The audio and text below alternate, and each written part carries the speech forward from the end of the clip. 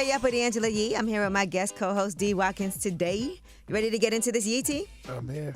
All right, Diddy's sons have issued a cease and desist over this Kim Porter book. Christian and Quincy Combs fired off this letter to Courtney Burgess and his attorney Ariel Mitchell over the Kim Porter Tell It All, a book that is sold online under the pseudonym of Jamal Millwood. They said they became the rightful heirs and owners of her intellectual property following her death in November 2018.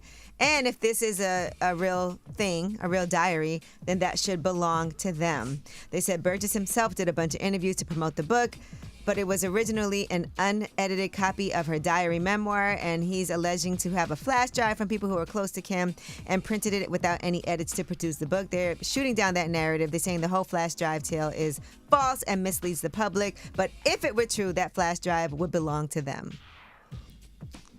It belongs to the kids. Let that woman rest in peace. Mm-hmm. You know, she's not here. She can't defend herself. Maybe she wanted it out. Maybe she didn't. But let her rest in peace, right? Yeah, maybe it's real. Maybe we don't even know. But they said you have 5 days to shut down the online sale of the book, stop doing interviews, making these false claims, turn over any of her possessions that he claims to have, and they want an accounting of any money that he's already made off the book. In other words, lawsuit on the way. Absolutely. All right. Now, if you guys recall, Quincy and Christian Combs, Diddy's sons also did get into a little physical altercation with Ray J that Chris Brown broke up. Right. Well, Ray J is now saying that they have squashed everything. Here's what he said. As far as Diddy's sons, yeah, it's been a lot. And I think at this point, you know, we had to all sit down and we had to really figure out what this looks like and what we should do moving forward. And so we've worked out our differences. All right. Well, that's good. Ray J worked out his differences with Justin, Christian, and Quincy. You know, there is another person now speaking about Diddy. Now, this is a very wild claim, but his former bodyguard is saying that he sacrificed, I guess, a bird in order to get out of the 1999 nightclub shooting. He said he had his driver take him to meet a man who had been waiting for him at the park. And then I guess he, when Puff got close to the guy, he dropped down to his knees. This is according to Rolling Stone. He said, next thing I see is this smoke just going back and forth around Puff. I guess it was sage or something like that. And then he alleges that the man, this is Gene Deal, that the man holding a Bible began praying and laying his hands on Diddy. And then he said he instructed him to grab a white bird from the cage he had bought and then threw it up in the air, and the bird just fell to the ground like it was a brick. And he said the bird didn't move, it just died. And then Diddy moved away from there quick. Yeah, wow. Wow.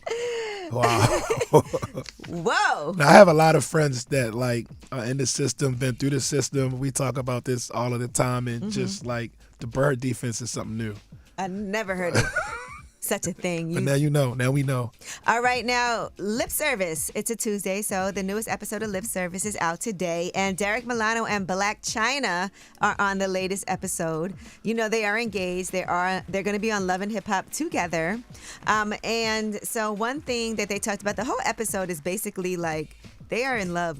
And when I tell you Blac Chyna got so emotional just talking about their whole relationship, how they got to where they are.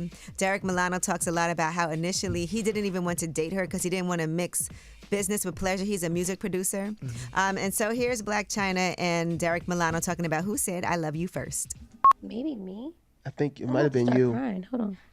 It might have been you. It's happening. Oh, she said, I love you. But y'all both felt it. We felt it. Like you said love at first sight. You said that Right. first. That so said that you first. did say that first. And then that Derrick, is... don't make me cry. All right, so 1 year of dating, and look, now they're engaged. Now, another thing that they talked about, this always comes up, prenup or not. And here's what they said. I'm not against it. I'm not opposed to it.